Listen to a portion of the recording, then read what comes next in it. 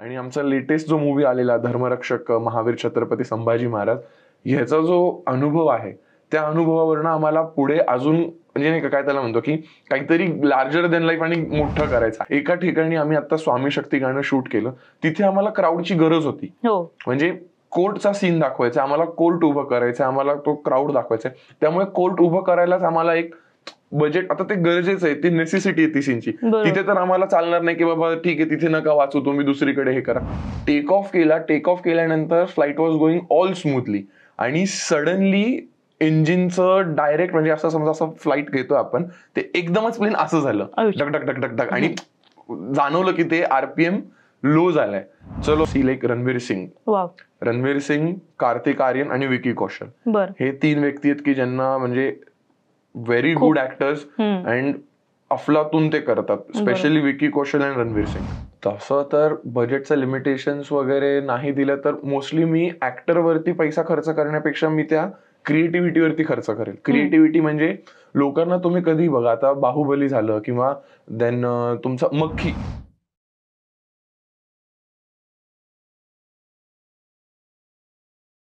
नमस्कार, MLA talk show मध्ये तुमचं मनापासून स्वागत आहे. मी आहे तुमची होस्ट अभिलाषा आणि फेसबुकवर सर्च करा एमएलए महाराष्ट्रीयन लेडीज असोसिएशन आणि लगेच जॉईन करा. आजचे आपले जे गेस्ट आहेत ते विचाराने आणि कामगिरीने प्रेक्षकांना नेहमीच प्रेरणा देत आलेत. छोटी पण कीर्ती महान असं एक व्यक्तिमत्व आहे. मूर्ती लहान नाहीये, तशी हाईट न खूपच छान त्यांची हाईट आहे. प्रणव पिंपळकर सर, नमस्कार. सर नका म्हणू, मी काय तुम्ही मला प्रणव म्हणू शकता, एवढा पण मी मोठा नाहीये. Pranav sir by profession pilot आहेत, ऍक्टर आहेत, डायरेक्टर आहेत, प्रोड्युसर आहेत, सायकोलॉजिस्ट आत्ताच शिकलेली आहेत आणि वास्तुशास्त्र पण आता शिकत आहेत.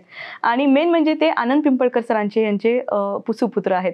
सर, तुमचं मनापासून स्वागत आहे या शो मध्ये. तुम्हाला कसं वाटतं या शो मध्ये? खूप छान. इनफॅक्ट तुमचं मी काही आधीचे पण पॉडकास्ट पाहिले अँड खूपच अप्रतिम पद्धतीने तुम्ही हे सगळं साकार करताय. तुमच्याकडे जे गेस्ट येत आहेत दे आर रिअली अमेझिंग. म्हणजे मी त्या गेस्टच्या तुलनेत मी खूपच असं काय त्याला म्हणतो, माझी कामगारी किंवा माझं जी काही कामं करतो मी ती एवढी पण मोठी नाही आहेत. जे गेस्ट तुम्ही बोलवले they are very well non and they are very well established आणि त्यांना त्या इंडस्ट्रीमधलं भरपूर नॉलेज आहे. म्हणजे इनफॅक्ट मी तुमचे काही पॉडकास्ट पाहून मला पण खूप काही शिकायला मिळालं इनफॅक्ट त्या लोकांकडून.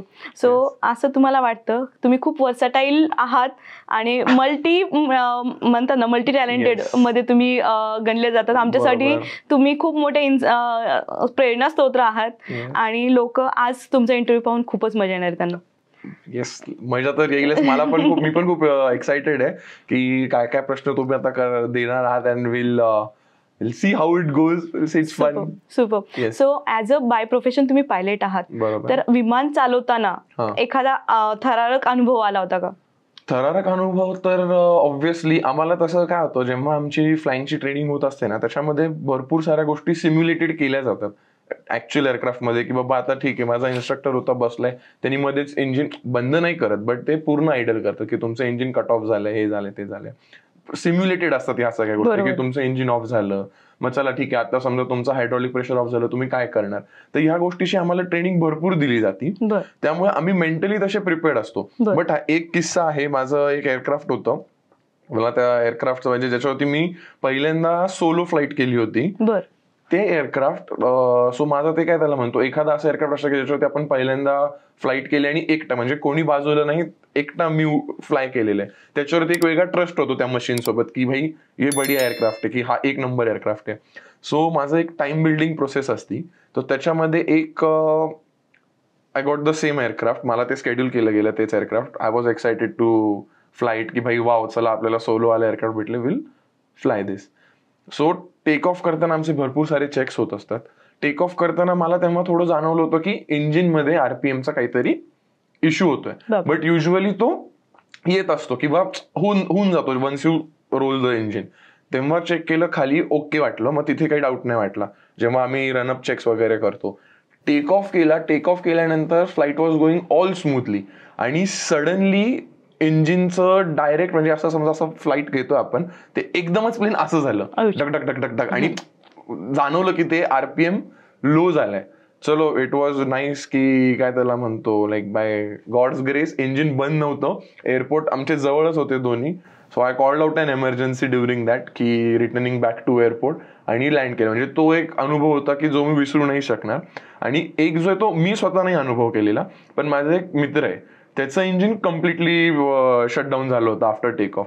Even he landed very safely, but it was like काय त्याला म्हणतो, एक एक्सपिरियन्स म्हणतो ना तो, की भाई this is what we are train for, किंवा बरं झालं आम्हाला हे सगळं शिकवलं होतं, त्यामुळे वी नो की काय करायचं काही नाही करायचं. So yeah that was experience which I still remember, which will be there till I die, असं राहणार आहे तो एक्सपिरियन्स. सो एक्सपिरियन्स तर आपण ऐकणारच आहेत. पायलट होण्याची स्टोरी, किंवा जसं तुम्ही जो माइलस्टोन होता की मला पायलट हे प्रोफेशन चूज करायचे, हे तुम्ही अनेक पॉडकास्ट मध्ये तुम्ही सांगितलं असेल. तर मला हे विचारायचंय की तुम्ही जेव्हा विमानातून किंवा फ्लाईट मधून हे करतायत, ट्रॅव्हलिंग करतायत, तेव्हा अशी कुठली व्यक्ती की त्याच्यासोबत तुम्हाला ट्रॅव्हल करायचंय? वेल, मला नाही का खरं सांगू तर हायपोथेटिकली किंवा नाही का असं जर का तुम्ही सांगितलं कोण, तर मला डॉक्टर APJ अब्दुल कलाम यांच्यासोबत फ्लाय करायला खूप आवडेल.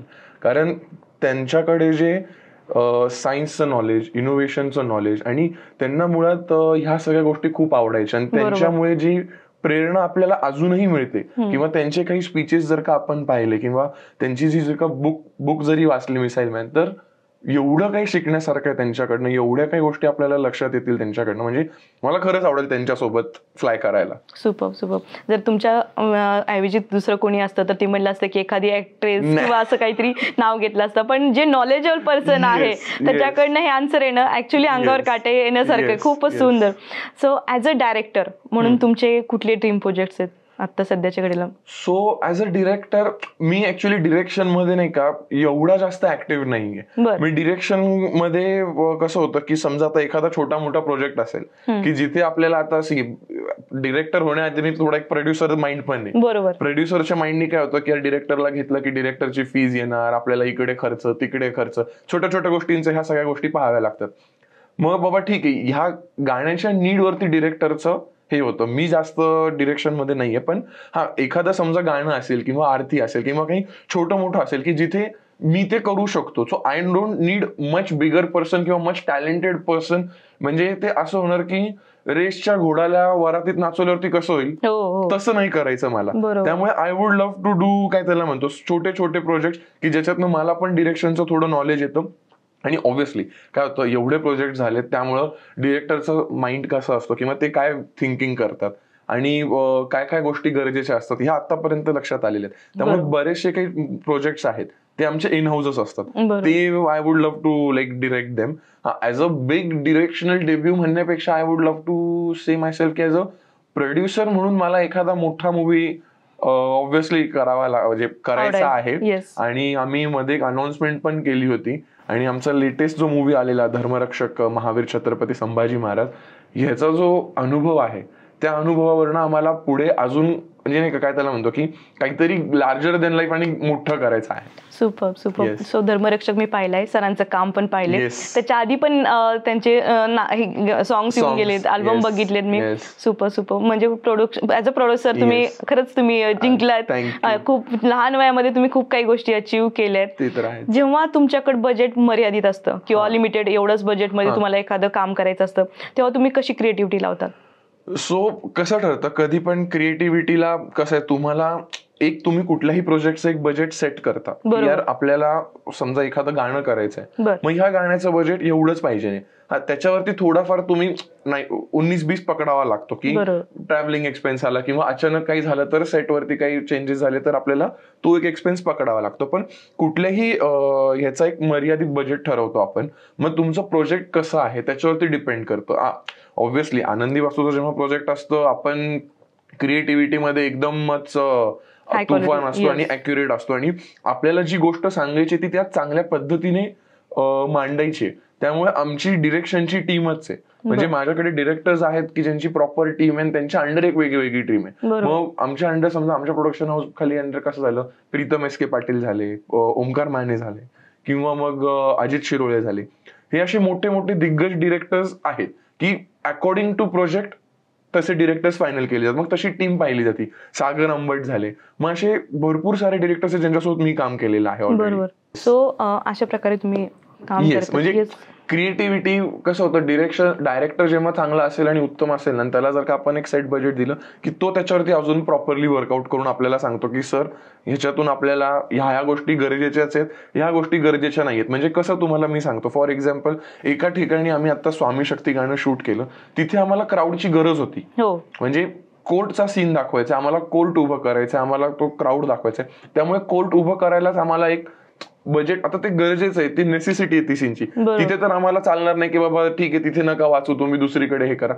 काही ठिकाणी वाचवायचं असेल त्या ठिकाणी वाचवले जातात. जिथे स्पेंड करायचं आहे you need to spend it. Right. जिथं गरजेचं तिथं स्पेंड करावंच लागतं ऍक्च्युअली. सो तुम्ही बरेच अल्बम बनवलेत, बरेच मूवीज बनवलेत. सो प्रेक्षकांसाठी नवीन नवीन हटके विषय तुम्ही कसं आणतात? सो कसं होतंय बघा, जे काही हटके विषय असतात ना, तुम्ही जर का आजूबाजूला जर का आपल्या काही पाहिलं तर आपल्याला खूप काही गोष्टी लक्षात येतात. छोट्या छोट्या गोष्टी असतात की त्या आपण नोट डाऊन करतो.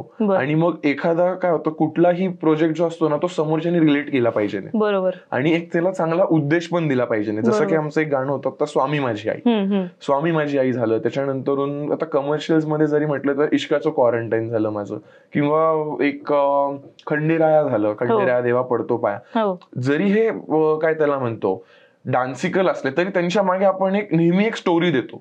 स्टोरी का देतो तर आता यंग क्राऊडनी ते अपील केलं पाहिजे, किंवा मग आता ठीक आहे कुठल्या क्राऊडसाठी गाणं बनवतो आपण हे पण आम्ही डोक्यात ठेवतो. In the end we never know की कुठली क्राऊड उचलून जाईल, पण हा एक एज असतं. आता स्वामी माझी आईचं जे एज होतं ते आम्ही ठेवलं होतं की बाबा जे लोक मॅरिड आहेत किंवा ज्या लोकांच्या घरात वादविवाद होतात, मग असे काही काही प्रसंग आहेत. आणि पप्पांकडे एवढे लोक येतात आणि पप्पांना एवढा अनुभव आहे त्यांचा स्वतःचा, त्यामुळे he himself is a much more creative person. So ते मला कधी सांगतात, मग आमच्या म्हणजे एकमेकांमध्ये आयडिया खूप चेंजेस होत असतात. आणि त्याच्यावरनं मग आम्ही एक हे करतो की आपल्याला आता एक करायचंय, we need to do it. आता आमचं रिसेंटली आता आम्ही एक प्रोजेक्ट करतोय मी एकनाथ नावाचं. सो इट्स बेसिकली कसं आहे, आता स्टोरी मी सांगत नाही, पण रिपब्लिक डे ला ते गाणं रिलीज होणार आहे, तुम्ही आवर्जून पहा नक्कीच. आणि इट्स नॉट बेस्ड ऑन काय त्याला म्हणतो, not on real events but also it's based on real events. असं आहे ते, म्हणजे नाही का, नाही पण आणि हो पण. तुम्ही ते पाहिल्यानंतर तुमच्या लक्षात येईल की काय लेवलचं गाणं झालं. न सांगता पण तुम्ही काहीतरी गोष्टी सांगून गेलात आणि आम्हाला उत्सुकता लावून गेलात. सो तुम्हाला जर बजेटचं काही हे दिलं नाही, लिमिटेशन नाही दिलं, तर असं कुठला ऍक्टर आहे की त्याला घेऊन आपल्याला एक फिल्म बनवायची आहे? तसं तर बजेटचं लिमिटेशन्स वगैरे नाही दिलं तर मोस्टली मी ऍक्टरवरती पैसा खर्च करण्यापेक्षा मी त्या क्रिएटिव्हिटीवरती खर्च करेल. क्रिएटिव्हिटी म्हणजे लोकांना तुम्ही कधी बघा, आता बाहुबली झालं किंवा देन तुमचं मक्खी, मक्खी इज द बिगेस्ट एक्झाम्पल. म्हणजे मक्खीमध्ये कोणी असा नोन हिरो नव्हता, नोन ऍक्टर. माशी, बरोबर, जे डिरेक्टर आहेत S.S. राजमौली सर, त्यांनी त्या माशीला एवढ्या चांगल्या पद्धतीने ग्रो केलंय किंवा एवढ्या छान पद्धतीने दाखवलंय. म्हणजे मी का रिलेट करतोय, कारण US मध्ये जेव्हा मी होतो, सौदीचा मित्र माझा, सौदीचे मित्र सबटायटल बघून ते समजून घेत होते. बांगलादेशचा मित्र, दुबईचे काही मित्र आणि US चे काही तिथले रहिवासी, त्यांना मी तो मूवी दाखवला आणि दे वर एन्जॉईंग इट. आणि मी इथं तेव्हा मला फिल्मचं नॉलेज नव्हतं, एवढं मूवीजचं मला नॉलेज नव्हतं तेव्हा. इकडे जेव्हा कोविड झालं त्याच्यानंतरून I started into production and all this. I didn't know की हे कसं चालतं किंवा कॅमेरा अँगल्स काय असतात, पिक्चर कसा होतो, काही आयडिया नव्हती मला. तेव्हा ते सगळे एन्जॉय करत होते. म्हणजे मला ते फार आवडलं की मग जे काही असेल, समजा मला काही बजेट दिलं नाही ना, तर मी ऍक्च्युअली S.S. राजमौली सरांना घेऊन एखादा मूवी करेल. सुपर. सो तुम्हाला आतापर्यंत काम करताना कुठली कठीण भूमिका वाटली का, किंवा हा रोल मी नाही करू शकत आहे? सो काय होतं, मी वाढलोय कम्प्लिटली सिटी साइड मध्ये, शहरात वाढलेलो आहे. माझ्या भाषेत पण थोडा तो गावठीपणा नाहीये किंवा ग्रामीणपणा नाहीये. बरोबर. डिशक्याव मध्ये प्रीतम दादा जे आहेत ते मला म्हटले की प्रणव तू हे कधीच केलं नाहीये, तू हे कर. आणि त्यांनी ते खूप छान पद्धतीने माझ्याकडनं काढून घेतलं.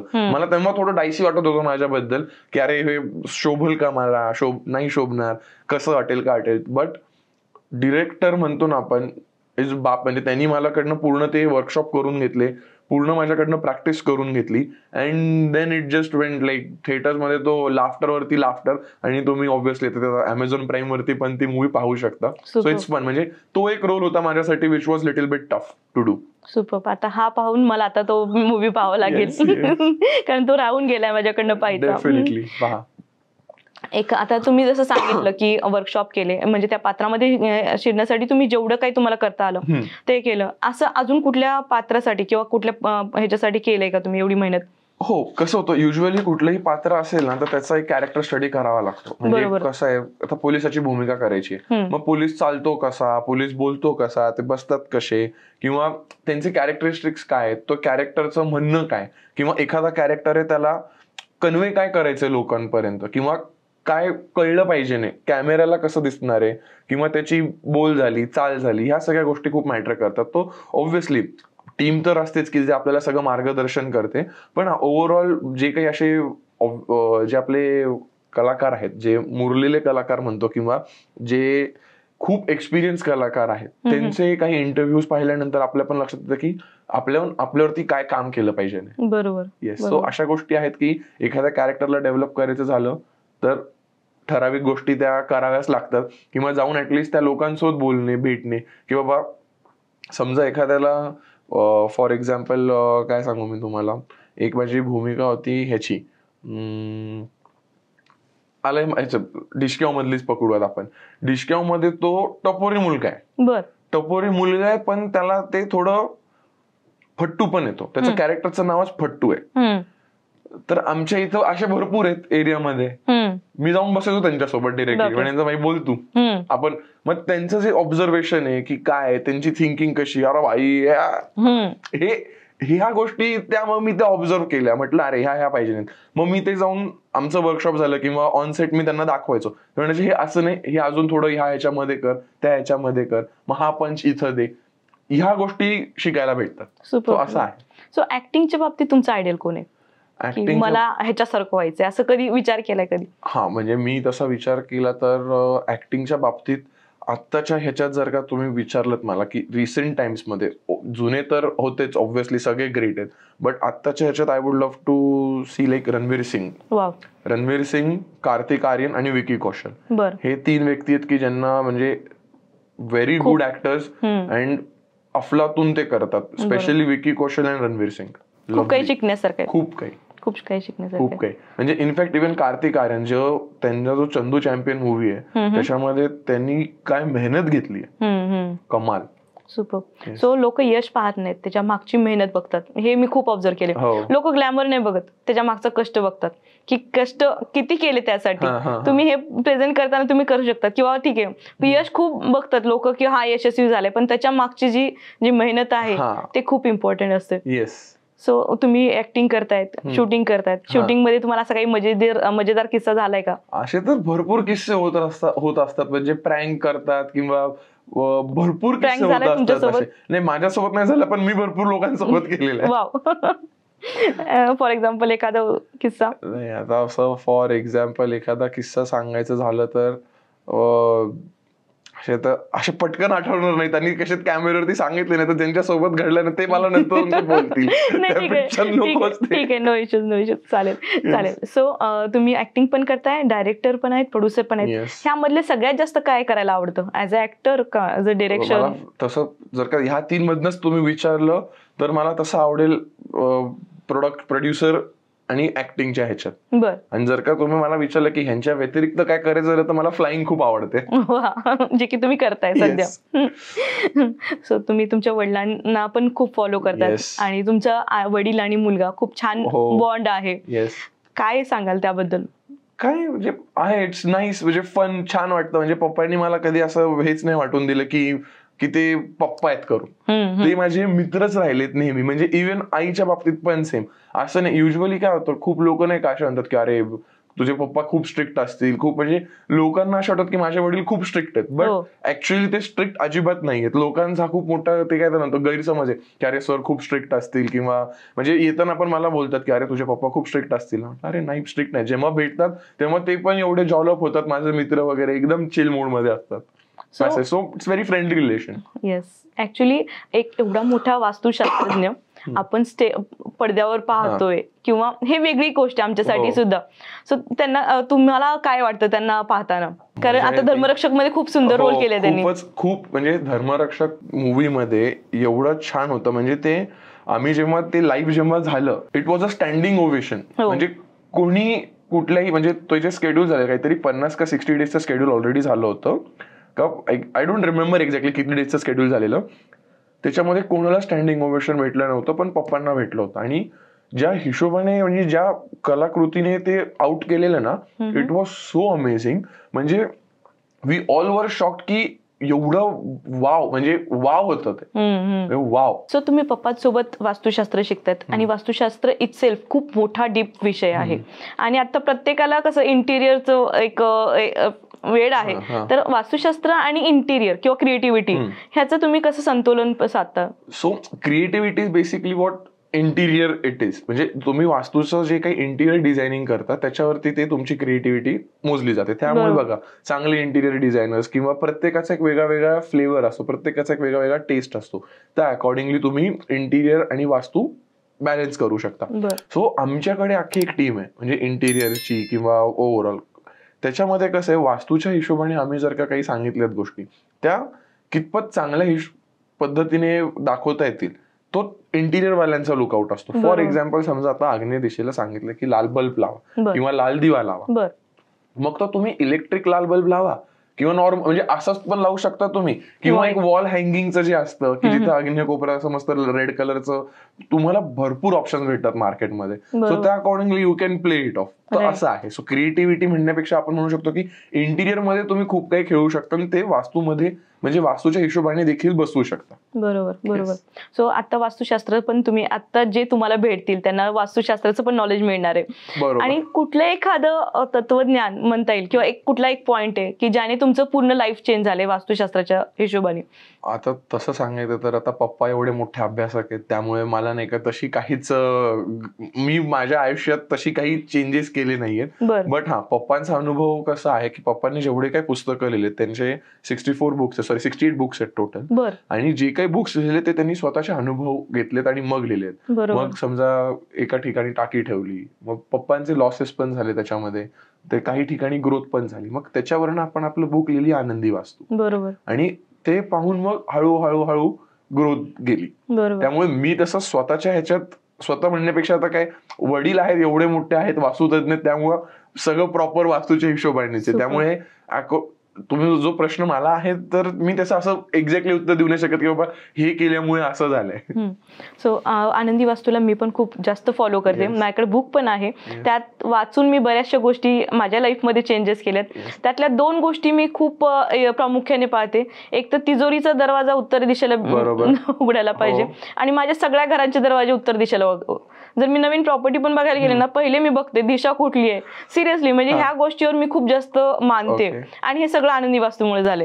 So thanks to Pimpalkar sir, thank you so much. So माझा हा मेसेज त्यांना कन्वे करा. Exactly, definitely. इनफॅक्ट बघा, तुम्हाला जो प्रश्न तुम्ही दिला ना त्याचं उत्तर तुम्हीच दिलेलं आहे, लक्षात आलं का? म्हणजे हे मी सांगण्यापेक्षा कसं आहे, लोकांचे एवढे पॉझिटिव्ह रिव्ह्यूज आहेत, लोकांना फरक पडतो. बरोबर. आणि लोकांच्या लक्षात येतं की काही गोष्टी ज्या आहेत त्या केल्यानंतर, आता तुम्हालाच बघा एवढा चांगला अनुभव आणि तुम्ही सांगितला मला, असे भरपूर लोक आहेत की ज्यांना असे अनुभव येतात. आणि आपल्या युट्यूब चॅनलवरती काय होतं, आपण छोटे छोटे उपाय पण टाकतो. आपण स्वतः काही एपिसोडिक हे पण केलेत की फक्त दरवाजावरती आमचे 12 एपिसोड्स आहेत. मग दरवाजा कुठल्या दिशेला उघडावा, कुठला असावा, किंवा वरती गणपती असावा, कीर्तिमुख असावं, काय असावं, काही नाही, ह्या सगळ्या गोष्टी आहेत. सो युट्यूबला फॉलो करा. सो आत्ताच्या घडीला लोकांनी वास्तुशास्त्राला कसं घेतलं पाहिजे? लोकांनी हे बघा काय झालंय, एक तर सोशल मीडियामुळे ना भरपूर लोक, कसं फ्रेम करू मी, भरपूर लोक काय करतात, अर्धवट नॉलेज घेतात, अर्धवट माहिती घेतात आणि फुल कॉन्फिडेंटली कॅमेऱ्यावरती सांगतात. युजली लोक ती बघतात आणि लोकांना वाटतं की अरे नाही हे खरे, तुम्ही क्रॉस चेक केलं का? आता माझ्यासारखा जो मुलगा आहे, ठीक आहे, आता माझे वडील आनंद पिंपळकर आहेत, ते वास्तुतज्ञ, मी लहानपणापासून तेच पाहिलंय, तरी मी सांगत नाही अजून लोकांना जास्त. बिकॉज कसं होतं, आपल्याला जोपर्यंत गॅरंटी नाही, आपल्याला जोपर्यंत माहित नाही, आपल्याला जोपर्यंत ते पूर्ण नॉलेज नाहीये, तोपर्यंत समोरच्याला सांगण्यात काही पॉईंट नाहीये. त्यामुळे मी पप्पांकडनं अजूनही शिकतो. मला कोणी वास्तूचे सल्ले जरी मागितले, मी देत असतो त्यांना. मी वास्तू व्हिजिट्स पण करतो, पण अंडर पप्पांच्या गायडन्स, म्हणजे अंडर सर्स गायडन्स, अंडर पप्पांच्या गायडन्स होतं ते.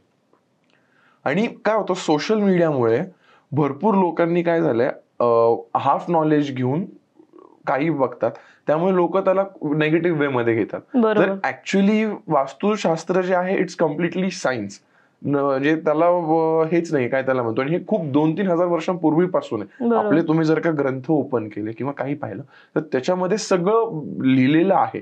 वास्तुशास्त्र इज काय, बेसिकली पंचमहाभूत तुमच्या घरात किंवा तुमच्यावरती कसे काम करतात किंवा ते चांगल्या पद्धतीने काम करावे, हे आहे वास्तुशास्त्र. बरोबर. आता तुमच्या वास्तुशास्त्राचा पैलू जो आहे त्याबद्दल आपण बोलतोय, तर लोकांच्या मनात काहीतरी गैरसमज आहे त्याबद्दल भरपूर, तर त्याबद्दल काय सांगाल? मेजर जो गैरसमज मी तुम्हाला सांगतो काय आहे की दक्षिण दरवाजा. दक्षिण दरवाजा म्हणजे लोकांना माहित नाही काय, दक्षिण दरवाजा म्हटलं की अरे अरे नको नको बापरे एवढं, म्हणजे खूप ओव्हर रिॲक्ट करतात आणि टाळतात ती गोष्ट की दक्षिण दरवाजाच नको. बट खरं सांगू का तुम्हाला, दक्षिण दरवाजा हा चांगला मानला जातो, चांगला ठरलाही जातो. त्याचं कारण मी सांगतो. तुमचा बंगलो एका फ्लॅट आहे हे पहिलं मॅटर करतं. बरोबर. बंगलो जरी असला तरी दक्षिणेचा कुठल्या पदात तुमचा दरवाजा येतोय, ठीक आहे, आणि बंगलोचा जरी तुमचा मेन डोर हा असला तरी बाहेर तुमचा अजून एक दरवाजा आहे, तुम्ही तो कुठे काढलेला आहे ते एक मॅटर करतं. फ्लॅट सिस्टीम मध्ये हा दक्षिणेचा दरवाजा आहे, हा उत्तरेचा दरवाजा आहे. ह्याच्यासाठी काय की बाबा माझा दरवाजा उत्तरेचा आहे, पण जो उजेड येतोय तो तर सगळ्या दक्षिणेचा येतोय ना, कारण बाल्कनी सगळ्या ओपन इकडे आहे. ह्याचा जरी दरवाजा दक्षिणेचा असला, जो प्रकाश पडतोय हा सगळा उत्तरेकडनं पडतोय. बरोबर, लक्षात आलं का? त्यामुळे जी एनर्जी येते ती सगळी उत्तरेची ह्याच्याकडे येते. ह्याचा फक्त एक मेंटली हे की बाबा माझा दरवाजा उत्तरेकडे. तर ह्या गोष्टी ज्या आहेत ना त्या लोकांनी खूपच म्हणजे काय त्याला म्हणतो मिसअंडरस्टँडिंग आणि नीट पूर्णपणे अभ्यास न करता, म्हणजे तेच मी तुम्हाला मगाशी म्हटलं नाही दक्षिणेकडे दरवाजा, अरे अरे तुमचं हे होणार ते होणार. एक तर पहिली गोष्ट, जे कोणी वास्तुतज्ञ घाबरवतात ना किंवा सांगतात त्यांना विचारा की का असं. तुम्ही का विचारलं की ते त्यांनी जर का प्रॉपर उत्तर दिलं तर तुमच्या पण लक्षात येईल, तुम्हाला पण समजता येईल ना की काय होतं, त्याच्या मागचं सायन्स काय आहे, का नाही सांगत आहेत, ह्या गोष्टी तुम्हाला सगळ्या लक्षात येतील. करेक्ट आहे. सो असं आहे की जो एक मेजर हे आहे लोकांचा. आणि ऍक्च्युली एक सांगू का, आमचं जे घर आहे त्याच्यामध्ये एक दक्षिणेचा दरवाजा पप्पांनी मुद्दामून काढलेला आहे. बर. कारण दक्षिणेतनं दरवाज्यातनं प्रॉस्पेरिटी वगैरे पण येते. प्लस दुसरी गोष्ट अशी आहे की कमर्शियल प्रॉपर्टीज जेवढ्या असतात ना त्या दक्षिणाभिमुख आर व्हेरी गुड. ओके. म्हणजे पाहायला गेलं तुम्ही, पण दक्षिणाभिमुख मध्ये पण कुठल्या पदात येतात हे महत्वाचं आहे. तो पद मॅटर करतो कुठल्या. त्याच्यासाठी मग तुम्ही वास्तू कन्सल्टंट हायर करा की जो तुम्हाला नीट सांगेल की ह्या पदामध्ये तुम्ही घेतलं तर योग्य आहे, किंवा ह्या पदातनं थोडं पुढे मागे करा, किंवा सरकवायचं झालं तर, किंवा काही गोष्टी असतात की ठीक आहे तिथे आपल्याला सरकवता येत नाहीत, तिथे तुम्हाला ट्रीटमेंट करता येते, मग काही ठराविक ट्रीटमेंट्स असतात त्या तुम्हाला दिल्या जातात, तुम्ही त्या देखील करू शकता, त्यांनी पण तुम्हाला भरपूर फायदा येतो. आता लोक म्हणतात की हे असं कुठे एवढ्याशा लावल्याने कसा काय फरक पडतो. हे बघा, झोपेची गोळी एवढी शिकच असते, आपलं शरीर एवढं मोठं आहे, खाल्ल्यानंतर झोपतोच ना माणूस. बरोबर. मग असं कसं म्हणू शकतं की एवढी छोटी गोळी कशी काय काम करते. बरोबर. हे काही लोकांचे कसं असतं, एखाद्यांचं असतं की नाही हे खोटच आहे, मग तुम्ही किती त्याला समजून सांगितलं ना त्याला ते खोटच वाटणार आहे. बरोबर. त्यामुळे कसं असतं, नीट जर का एक्सप्लेनेशन मध्ये पण खूप फरक पडतो. तुम्ही नीट समजून एक्सप्लेन केलं, लोकांना छान पद्धतीने सांगितलं, लोकांना मग ते पटतं, लोक ते फॉलो करतात आणि लोकांना ती गोष्ट आवडते. आणि आवडते कधी, जेव्हा त्यांना लगेच रिझल्ट दिसतात. बरोबर. आणि आनंदी वास्तू मध्ये युजली आपण जे काही गोष्टी सांगतो, ज्या काही गोष्टी करायला सांगतो किंवा करतात, लोकांना त्याचे रिझल्ट येतात आणि त्यामुळे लोकांना ते आवडतं. बरोबर. असं आहे. सुपर. सो आता आपण तुमच्या व्यक्तिगत पैलू बद्दल बोलतोय.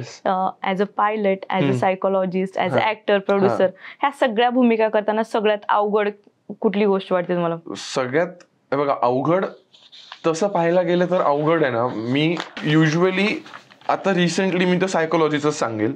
सायकोलॉजीचं, कारण माझा आता रिसेंटली अभ्यास झाला, त्याच्यावरती मी स्टील जे स्टडी करतोय, भरपूर साऱ्या लोकांना भेटतो, भरपूर सारे सायकोलॉजिस्टला भेटतो, मग त्याच्यावरनं तो एक अवघड पैलू वाटतो, कारण त्याच्यामध्ये माझी एवढी काय त्याला म्हणतो एक्सपिरियन्स नाहीये. हा, दुसरा जर का तुम्ही पाहिला तर फ्लाइंग आहे थोडं अवघड. फ्लाइंग का अवघड आहे, कारण त्याच्यामध्ये तुम्हाला मेंटली पण तेवढं ऍक्टिव्ह राहावं लागतं आणि फिजिकली पण तेवढं स्ट्रॉंग राहावं लागतं. कारण तुम्ही जर का कॉकपिटमध्ये असे काही इन्सिडेंट्स घडलेले आहेत की कॉकपिटमध्ये गेले, काही लोकांनी like if they are worrying आणि ऍक्सिडेंट झालेले, तुमच्या एका स्ट्रेसमुळे मागं एवढी लोक आहेत ना, ते पण त्यांचे पण जीव गेलेत आणि अशा भरपूर काही गोष्टी घडलेल्या आहेत एव्हिएशन मध्ये. त्यामुळे कसं होतं तुम्हाला मेंटली पण तेवढं फ्री राहावं लागतं अँड फिजिकली पण तेवढं स्ट्रॉंग राहावं लागतं. So flying is one thing where it's fun but you should be passionate about it, then only you can achieve it. Super. Yes. So psychology बद्दल बोलूया. सायकोलॉजीचा अभ्यास करायचा आहे किंवा त्यामध्ये डिग्री घ्यायची आहे, असं का विचार आला तुमच्या? सो काय झालं, आता मी एवढ्या वेगवेगळ्या फील्ड्स मध्ये कसं आलो ते पण मी तुम्हाला सांगतो.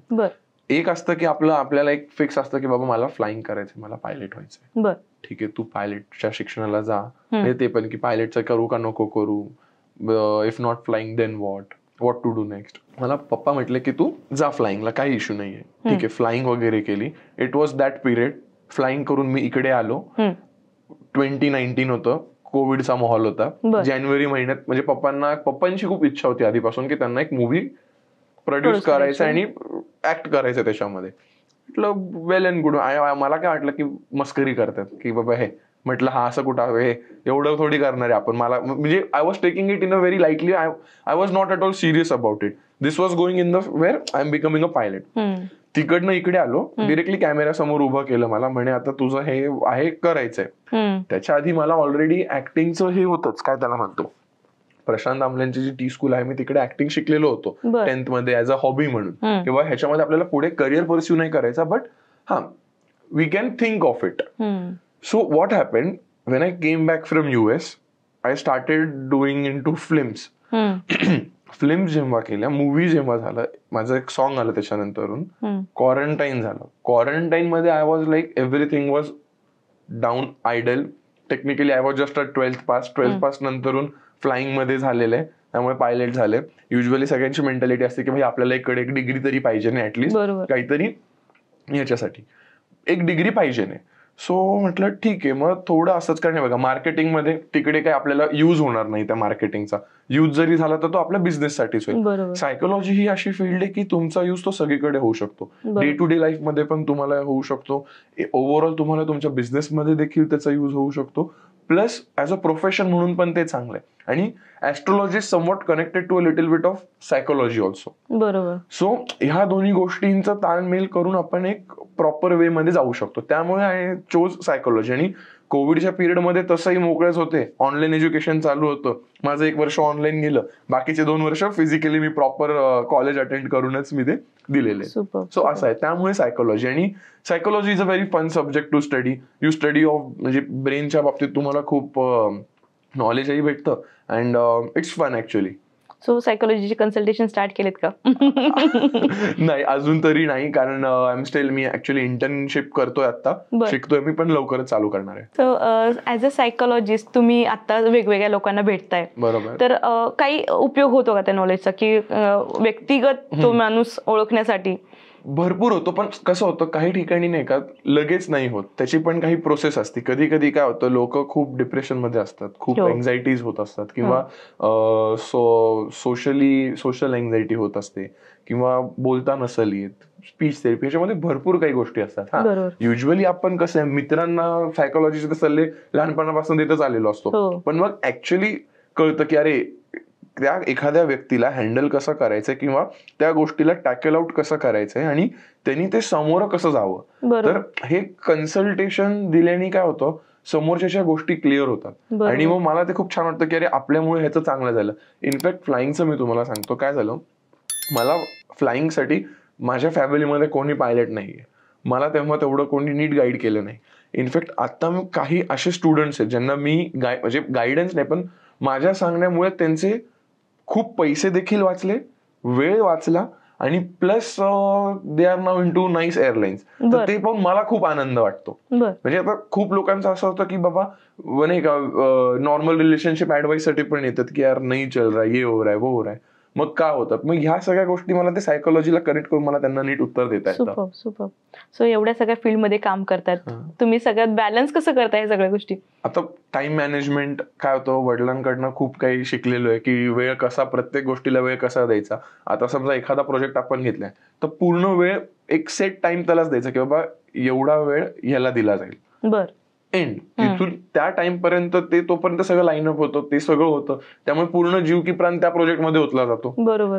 ते झालं किंवा पुढच्या गोष्टी काय आहेत आपल्या, हे ना मग पहिलं प्रायोरिटी कसल्या गोष्टीला द्यायची, ह्याला आहे ना मग ही प्रायोरिटी देऊ, हे कव्हर अप करू, डन, देन नेक्स्ट. अशा गोष्टी म्हणजे टाइम मॅनेजमेंट आणि तुमचं सगळं जर का तुम्ही नीट बॅलन्स आउट केलं तर येस.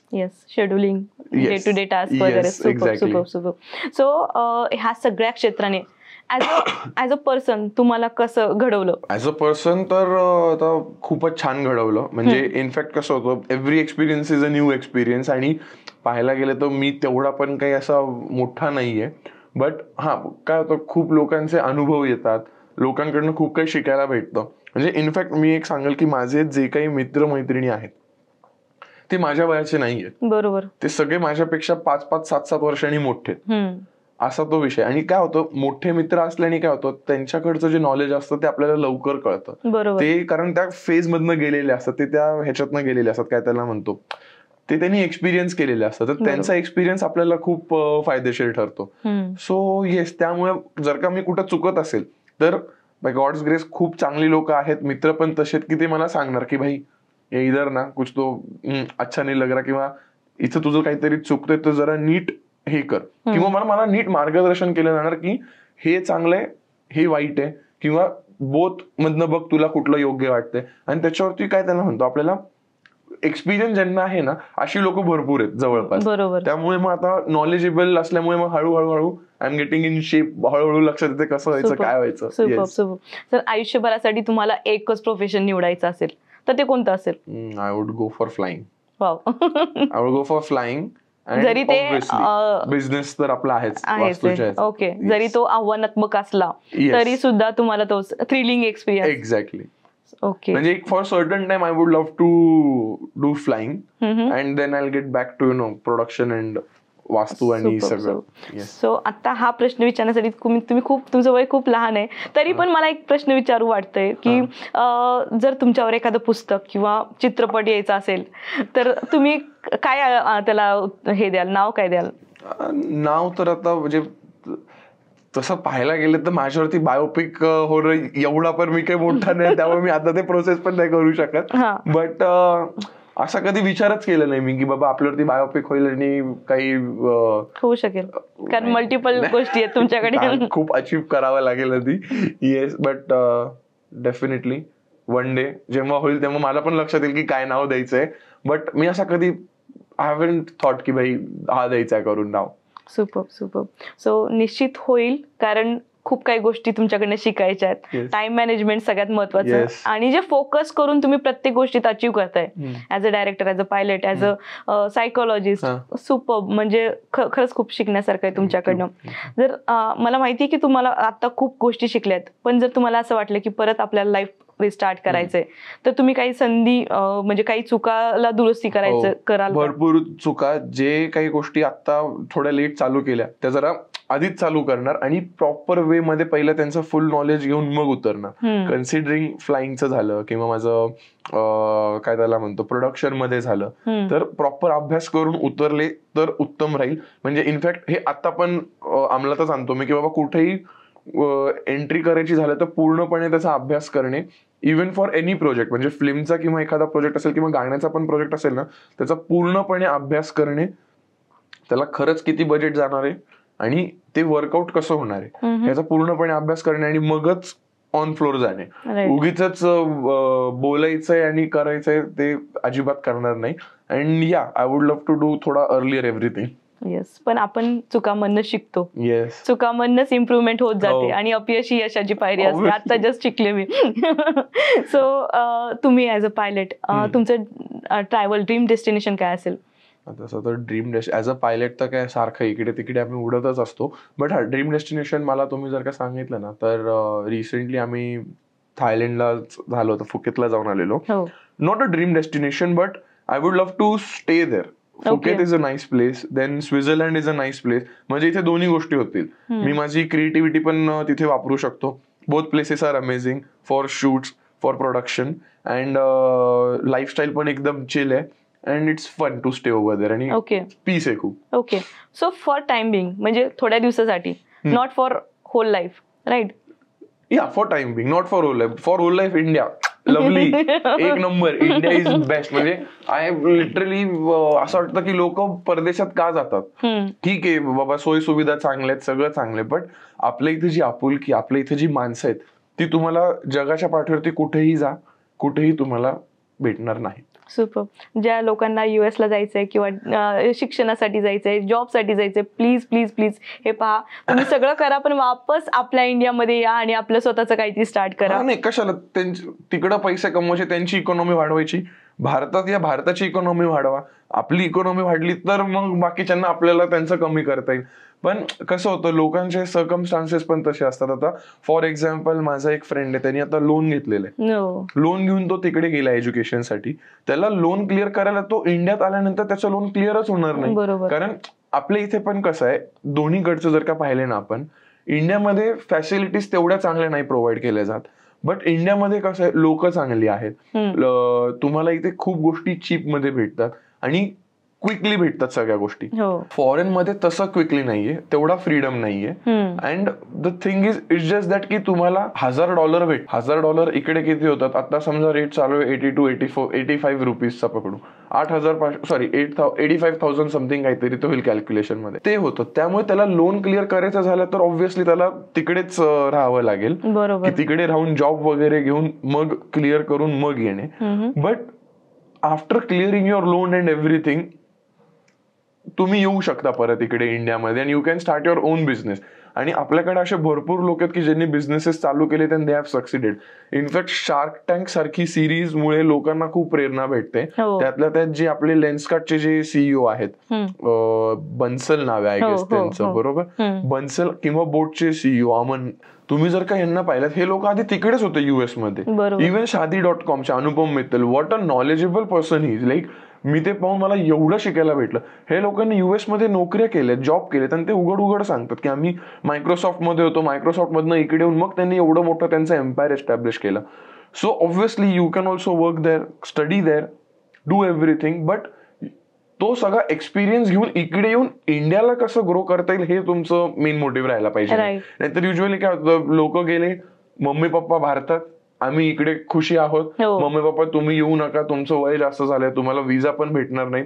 म्हणजे हे खूप पाहायला भेटतं, हे कॉमन आहे. आणि it's very wrong on one हे, की बाबा आई बाप्पा इकडे कष्ट केलेत, राबलेत, तुम्ही येतात आपल्या आठवड्यातनं एकदा, किंवा सॉरी वर्षातनं, आठवड्यातनं पण नाही, माय बॅड, वर्षातनं जेव्हा एखादा सण वगैरे असेल तेव्हा येणार, हाय हॅलो करणार, जॉलअप होणार आणि परत निघून जाणार.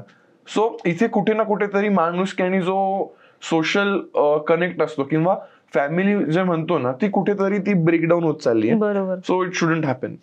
दिस इज माय ओपिनियन. भरपूर लोकांचे ओपिनियन वेगळे असू शकतात, भरपूर लोकांचं लाईफस्टाईल वेगळं असू शकतं, भरपूर लोकांचे काय त्याला म्हणतो प्रायोरिटीज वेगळे असू शकतात. So it's completely up to oneself की बाबा तुम्हाला कसं राहायचंय. सुपर. सो प्रणवच्या लाईफ मधला फिल्मी क्षण कुठला आहे? फिल्मी क्षण तसं तर फ्लाईटनी जेव्हा उडान घेतली तो वाला फिल्मी क्षण म्हणताय ना, फिल्मी क्षण एकदम फिल्मी म्हटलं ना तर फ्लाईटनी वगैरे ना म्हणण्यापेक्षा जेव्हा आमचा मूवी लागला होता थिएटरमध्ये, आलाय माझ्या राशीला, आणि जेव्हा ते पोस्टर लागलेलं ना तेव्हा मला फुल की भाई वा. आणि मी इथे मंगलाला त्यांनी ते पोस्टर लावलेलं आणि मी ते चेक म्हणजे पाहायला गेलेलो, ते पाहायला मी तिथे. आणि काय झालं, तिथे एक दुसऱ्या शो साठी काही लोक आली होती, त्यांनी ते पाहून माझ्यासोबत फोटो काढले. मला वा भाई अब हो गया, अब पिक्चर चले ना चले हमें कुछ फरक नहीं पड़ता, अब तो मिल गया जो चाहिए. कारण प्रोड्युसर आम्ही, बट इन दी इंडिया माझ्या पप्पांचं तर असं होतं की पण आपण आपल्या थिएटरमध्ये मूवी पाहू, आता काय पिक्चर रिलीज हो नाहीतर न हो, तू ते युट्यूब वरती टाकू. पप्पांचं तर एवढ्या लेवलला गेले, त्यांनी थिएटर म्हणजे त्यांना ती हाऊस होती. आम्ही ह्याच्यामध्ये काही बिझनेस नव्हता पाहिलेला, वी डिडंट सॉ any commercials, nothing in like that. आम्हाला तो फक्त आमच्या मजेसाठी करायचा होता आणि बाय गॉड्स ग्रेस तो खूप चालला. अँड तो म्हणजे त्याला लोकांनी एवढं प्रेम दिलं. मल्टी कलाकार होते त्याच्यामध्ये, म्हणजे चिन्मय मांडलेकर असून दे, अजय अतुल, देन निर्मिती सावंत, अतुल परचुरे, देन भार्गवी चिरमुले, एवढे सगळे स्टारकास्ट घेऊन तो मूवी केलेला आम्ही. अँड लोकांनी त्याला खूप प्रेम दिलं, लोकांनी तो उचलला. अँड ते खूपच म्हणजे असं फिल्मी पण नाही म्हणतात, but it was very nice. And it was की आय डिडंट एक्सपेक्टेड दॅट की अरे हे असं होईल करून आपल्यासोबत. Super. Yes. So as a Pranav तुम्ही स्वतःला 5 वर्ड मध्ये कसं डिस्क्राईब कराल? I live life king size. Super. That's it. म्हणजे दुसरं हेच नाहीये. लिव्ह लाईफ किंग साईज म्हणजे कसं तुम्ही कुठेही जरी राहिलात you should stay very nice, very humble and very down to earth. आणि कसं आहे उगीच तुम्ही काय होतं जे खूप सारे जे यंगस्टर्स आहेत मी पण यंगच आहे, पण काय होतं समजा आता माझ्यासोबत आहे ना आता काही सिम्बॉयसिसचे स्टुडंट्स होते, देन काही खूप वेगळ्या वेगळ्या ह्याच्यातनं फील्डमधनं काही मुलं येतात, यंग मुलं, की आम्हाला हे करायचंय ते करायचंय. पण त्यांच्या अपेक्षा अशा असतात, म्हणजे काय होतं एक तर सोशल मीडियामध्ये त्यांना दिसतं की ह्यांनी एवढे कमवले त्यांनी तेवढे कमवले, दे थिंक की आम्हाला पण एवढे भेटणार आहेत. नाही, तसं नाही चालत. तुम्हाला मार्केटचा थोडा स्टडी करा, थोडं 10 ठिकाणी कामं करून मग या, मग तुमच्या लक्षात येईल की ऍक्च्युअली काय चालू आहे काय नाही चालू, कोण कितपर्यंत काम करतं कसं करतं. नाही तर खूप लोकांना तो एक हे झालेला आता काय त्याला म्हणतो इगोइस्टिक खूप झालेत लोक. हो. सो जो मेसेज दिलाय तो खूप सुंदर होता. आता जे आपले प्रेक्षक आहेत पाहत आहेत त्यांच्यासाठी एक जाता काय मेसेज द्याल? चॅनलला नक्की सबस्क्राईब करा. थँक्यू. अँड कमेंट करा की हा पॉडकास्ट तुम्हाला कसा वाटला. आणि ऑब्व्हियसली तुम्हाला जर का काही वास्तूच्या संदर्भात किंवा ओव्हरऑल प्रोडक्शन काही करायचं झालं किंवा काही कशाबद्दलही तुम्हाला कन्सल्टिंग लागलं की सर तुम्ही आम्हाला हेल्प करू शकता, डिरेक्टली तुम्ही मला कॉल करू शकता किंवा डिरेक्टली तुम्ही मला मेल करू शकता किंवा मला इंस्टाग्रामला मेसेज केला तरी चालेल. आणि वास्तूसाठी तुम्ही आमचं जे चॅनल आहे आनंद पिंपळकर आनंदी वास्तू, याच्यावरती जाऊन तुम्ही व्हिडिओज पहा. तुमच्या घरातली वास्तू कशी तुम्हाला रिपेअर करता येईल किंवा छोट्या छोट्या ह्याच्यातनं काय काय गोष्टी चेंजेस केल्यानंतर त्याच्या मागचं सायंटिफिकली पण त्याच्यामध्ये व्हिडिओजमध्ये आपण सांगितलेलं आहे. ह्या गोष्टी जरूर पहा आणि त्या चॅनलला देखील सबस्क्राईब करा. And yes, thank you. अँड अजून म्हणजे ह्याच्या व्यतिरिक्त मी काय सांगू. Thank you so much Pranav sir, तुम्ही आज इथं आलात. इतके सुंदर इन्फॉर्मेटिव्ह गप्पा झाल्यात आणि खूप मजा आली मला तर करताना. सो तुम्ही आलात त्याबद्दल मनापासून धन्यवाद. थँक्यू.